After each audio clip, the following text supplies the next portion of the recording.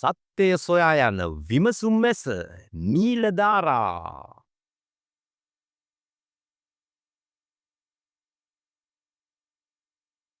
අයේ මට අනික් බෝලස්ලා නම් ප්‍රශ්නයක් නෑ.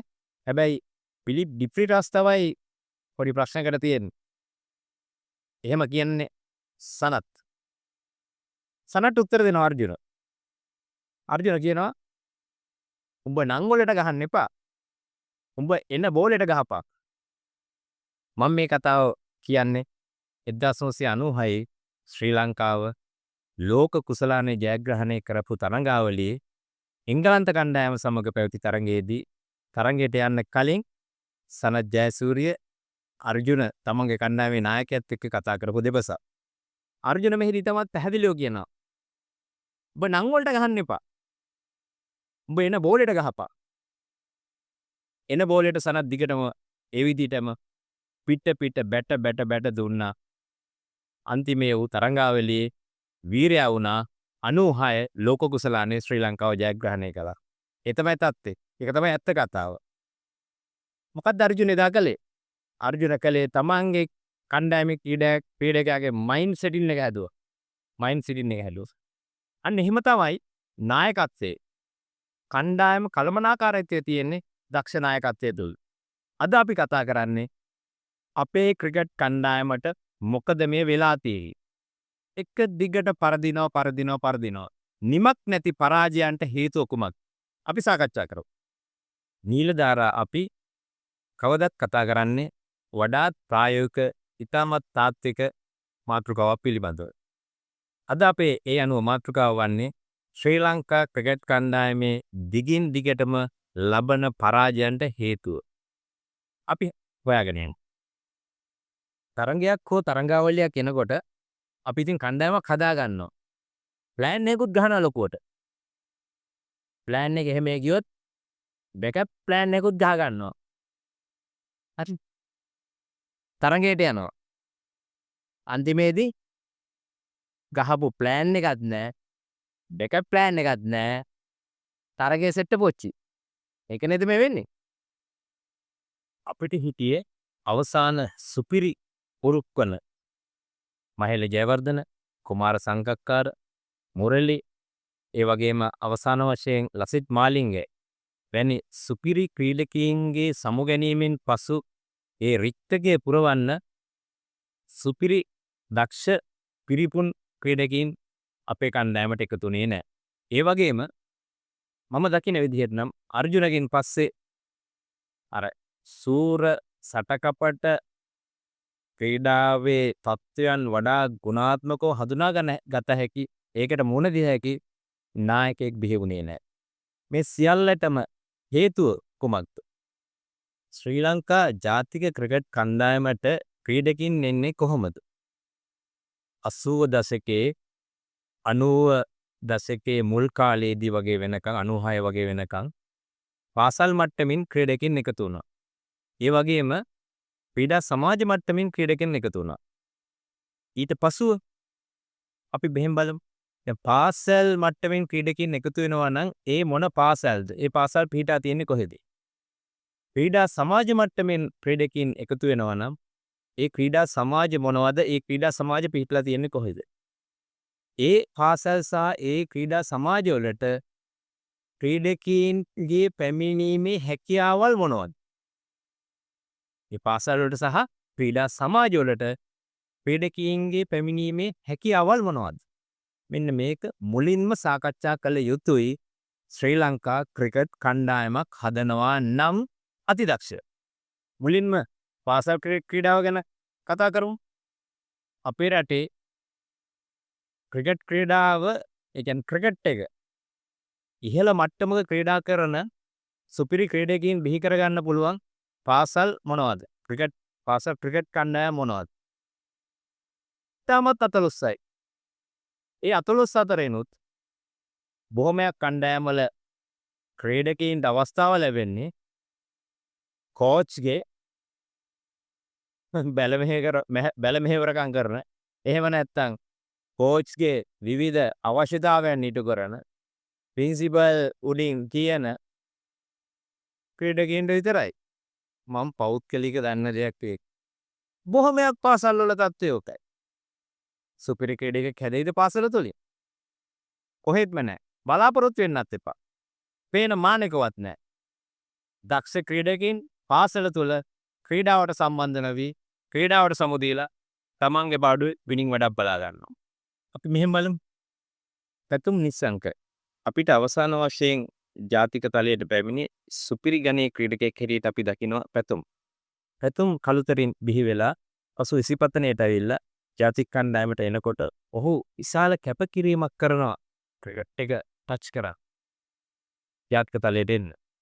මේ කැපකිරීම අති විශාලයි අති සුවිශේෂී. මොකද ඔහුගේ ඉතිහාසය එක්ක අරන් බලනකොට අපිට ඒක පේනවා. මෙවැනි දක්ෂතා තියෙන තවත් අපමණ දරුවන් ඉන්නවා. නමුත් ඒ සෑම දිනාටම ඒ කැපකිරීම කරන්න හරිම අමාරුයි.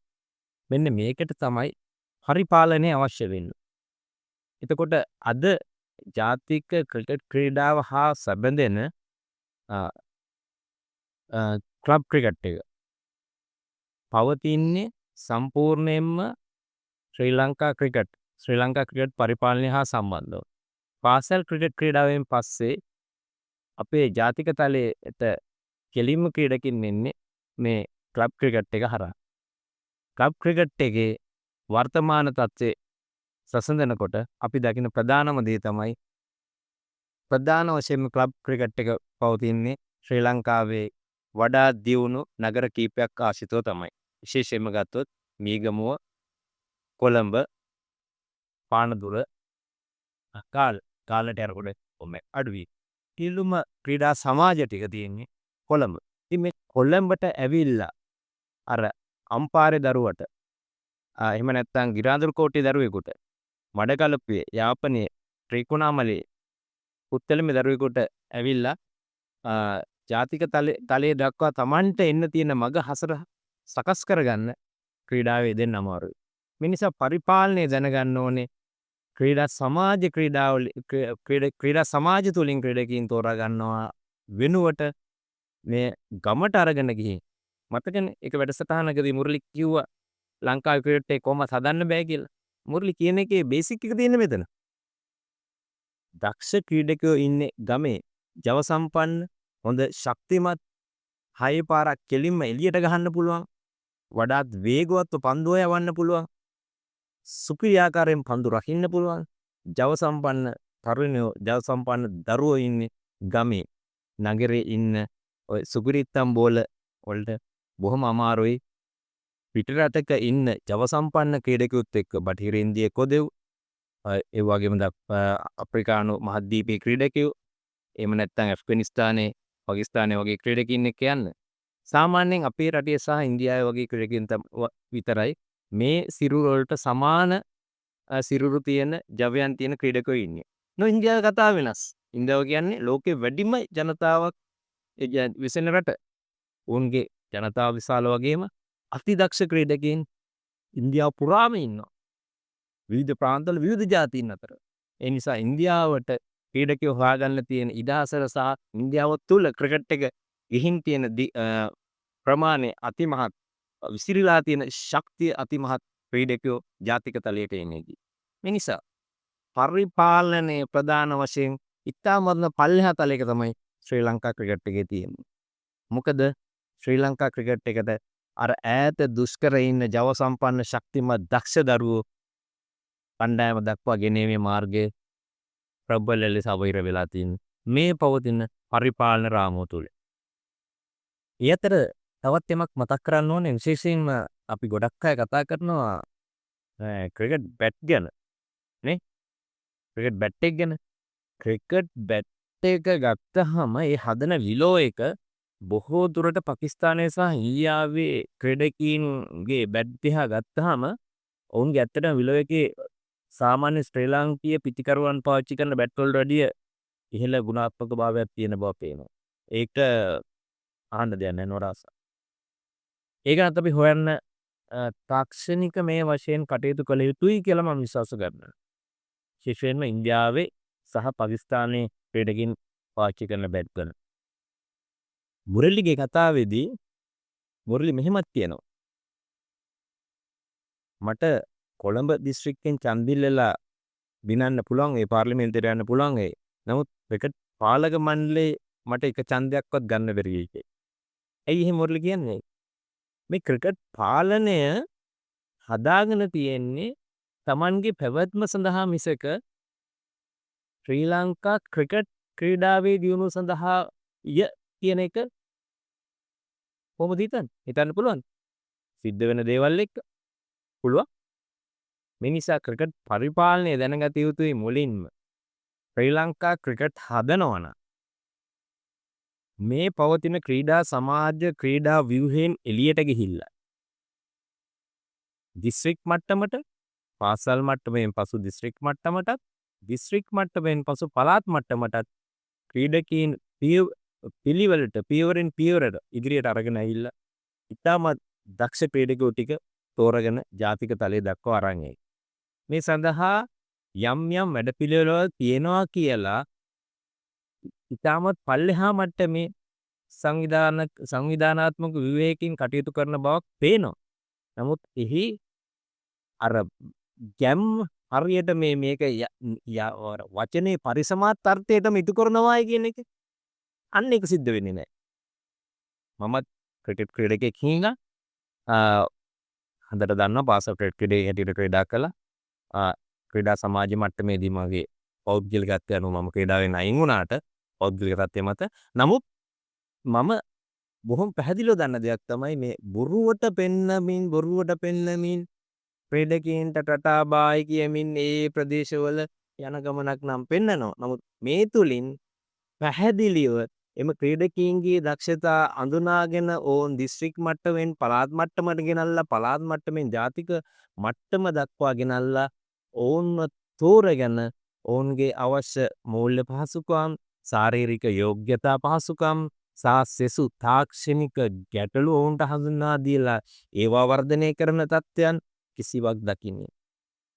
කොහොමද ඉතින් අපි ජාතික මට්ටමට ගෙනියන්න පුළුවන් ජාතික තලයේ ක්‍රීඩකයෝ අරන් ඉන්නේ? මේ වගේ මේ තරම් ප්‍රබල තරඟකාරී ක්‍රීඩාවක් පවතින අවස්ථාවකදී ලෝකේ පුරාම තරඟකාරී ක්‍රීඩා රටාවක් පවතින අවස්ථාවකදී මේ නිසා ශ්‍රී ලංකා ක්‍රිකට් එකට වෙලා තියෙන්නේ සහභාගීත්වය නිකන් අපි කියනවනේ මේ නිකන් අර අපි පෙනී ඉඳලා එනවා කියලා. පෙනී ඉඳලා එන්නේ අන්නේ මට්ටමට හැමදාමපත් වෙලා ක්‍රීඩා ලෝලීන්ට ප්‍රධාන වශයෙන්ම